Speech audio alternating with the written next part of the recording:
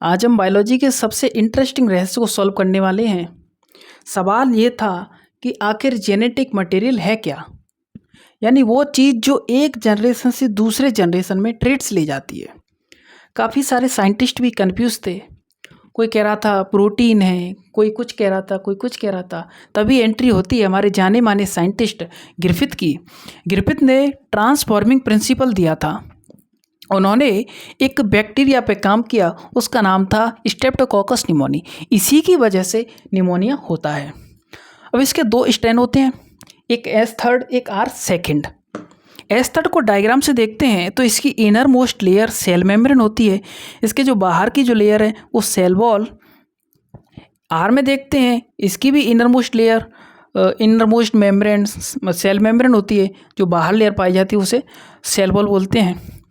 अब S strand में देखें तो मज़े की बात है कि इसमें एक एडिशनल लेयर पाई जाती है। जो ये लेयर है आपकी म्यूकस कोट या पॉलीसैकेराइड की बनी होती है। म्यूकस कोट की यानी मतलब है स्टिकी मटेरियल, जिसकी वजह से ये स्मूथ होता है। इसी वजह से S3 को स्मूथ बोलते हैं। और जो R3 होता है इसके पास म्यूकस कोट नहीं पाई जाती, ये रफ होता है, इसलिए हम इसको रफ बोलते हैं। अब बात आई वायरुलेंट नॉन वायरुलेंट की। वायरुलेंट क्यों होता है ये? क्योंकि ये स्मूथ होता है। स्मूथ होता है बॉडी की सरफेस, बॉडी के अंदर जाएगा तो ये टिश्यू की सरफेस पर आसानी से बाइंड हो जाता है।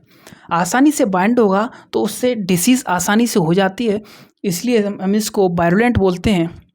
इसी की वजह से निमोनिया होता है। नॉन वायरुलेंट ये क्यों होता है? ये टिश्यू की सरफेस पे आसानी से बाइंड नहीं हो पाता। जब बाइंड नहीं हो पाता तो डिसीज़ नहीं होती, कोई डिसीज़ कॉज नहीं करता, इसलिए हम नॉन वायरुलेंट बोलते हैं। निमोनिया S3 यानी वायरुलेंट की वजह से होगा और इसकी वजह से निमोनिया नहीं होता। अब आता है कहानी में ट्विस्ट। तो सबसे पहले एक्सपेरिमेंट में देखेंगे लिविंग S3। लिविंग S3 को इंजेक्शन के द्वारा माइस में ट्रांसफ़र करते हैं तो माइस की डेथ हो जाती है।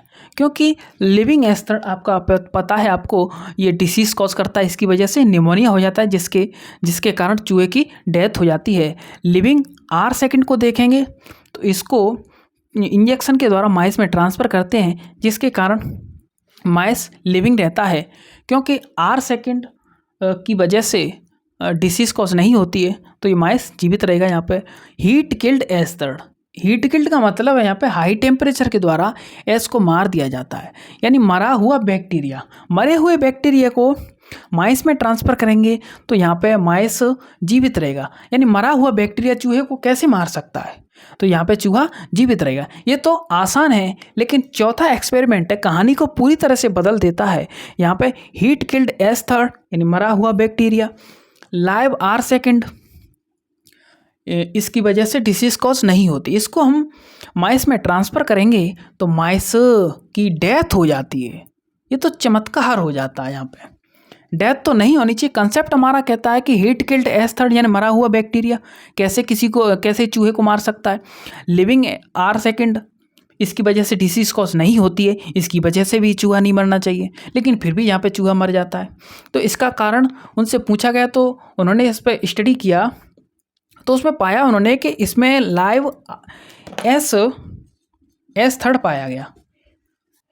और उनसे पूछा कि लाइव S3 आया कहाँ से? तो उन्होंने बताया कि जो हीट किल्ड S3 है इससे कुछ मटेरियल क्या है रिलीज होता है, जो कि जो R है R को S में बदल देता है।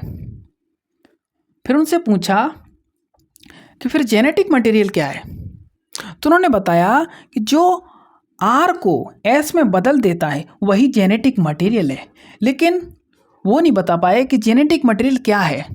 इसी को हम ट्रांसफॉर्मिंग प्रिंसिपल बोलते हैं, जो R को S में बदल देता है।